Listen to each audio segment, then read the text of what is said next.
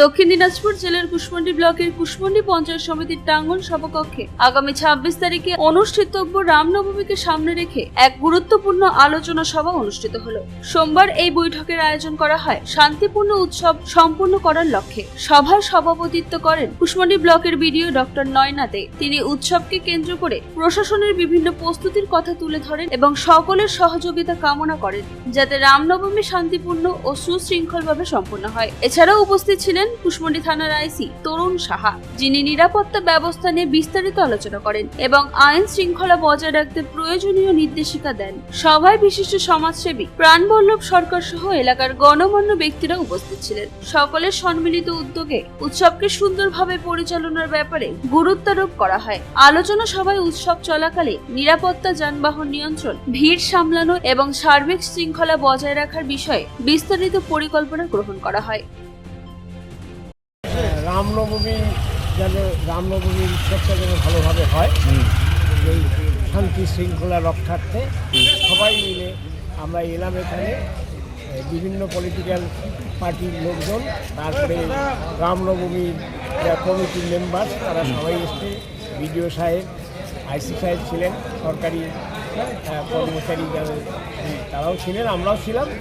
এবং অনুষ্ঠানটা যাতে ভালোভাবে হয় আমরা সবাই সেটাই বললাম। 26 তারিখ আচ্ছা, ওটা কমপ্লিটলি নিষেধ, তার কারণ নির্বাচনী আচরণ বিধির মধ্যে ওটা নিষেধ। উনি বলেছেন, আইসি সাহেব বলেছেন, ওটা করাও চলবে। আপনার নাম দেবেন?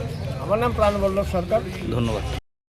আমাদের যে পিস মিটিং হয় রামনবমী নিয়ে, তো আমরা গতবারের ন্যায় এবারেও সেরকম একটা শান্তিপূর্ণভাবে সর্বধর্ম সমন্বয়, সবাই যারা রিপ্রেজেন্টেটিভ আছেন সব ধর্মের সবাইকে ডেকেছিলাম এবং সেখানে থানার আইসি সাহেব ছিলেন, আমরা সিভিল অ্যাডমিনিস্ট্রেশন থেকে ছিলাম।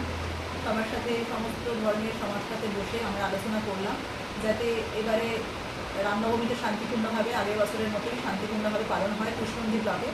কারণ আপনারা সবাই জানেন যে এখন এই বছরের সিচুয়েশনটা একটু অন্যরকম, কারণ আমরা অলরেডি ইলেকশন ঘোষণা হয়ে গেছে এবং ইলেকশন এমসিসি ফেজের মধ্যে রয়েছি।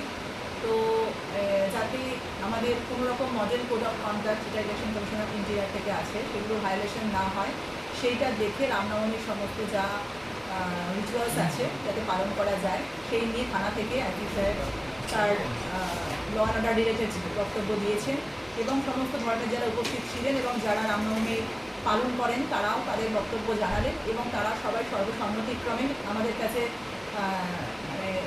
স্বীকার করলেন এবং বললেন যে ওনারাও শান্তিপূর্ণভাবেই এই রামনবমীর যে অনুষ্ঠান পালন করবেন এবং কুশমন্ডি ব্লকে কোনোরকম ধর্মীয় ভাবাবেগে আঘাত লাগবে না এবং সর্বধর্ম সমন্বয়ে সুন্দরভাবে অনুষ্ঠানটা সম্পন্ন হবে।